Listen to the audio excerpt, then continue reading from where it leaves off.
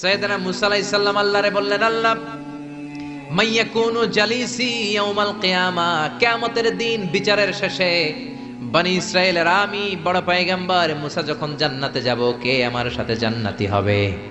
আল্লাহ বললেন, সাহিবুকা ফিল জান্নাতি জাজ্জার, তোমার সাথে জান্নাতে ঢুকবে বনি ইসরাইলের একজন কসাই। কে? কসাই। সুবহানাল্লাহ কইবেন না?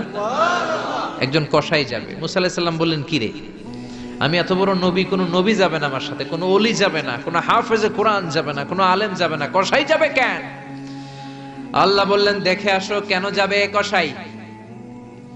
সাইয়েদনা মুসা আলাইহিস সালাম কসাইয়ের দোকানে গেলেন, দেখলেন না কসাইয়ের স্পেশাল কোনো আমল তো দেখা যায় না, খালি গোশত কোপায়। কি কোপায়?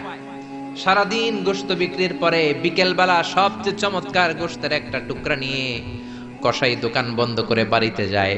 সাইয়েদনা মুসা আলাইহিস সালাম ছদ্মবেশে কসাইয়ের পেছনে পেছনে যায়।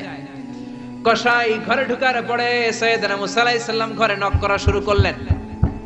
কসাই দরজা খুলে দেওয়ার পর সাইয়েদনা মুসা আলাইহিস সালাম পরিচয় গোপন করে বলে, আমি একজন মুসাফির, আজকে রাতে আপনার ঘরে থাকতে চাই। কসাই বলে, আহলান সাহলান মারহাবান তাইয়্যিবা, আসেন থাকেন, কোনো সমস্যা নাই, পাশের ঘরে বসেন, ওই ঘরে আমার একটু কাজ আছে। পাশের ঘরে যে মাচা থেকে একটা বৃদ্ধা মহিলাকে নামিয়ে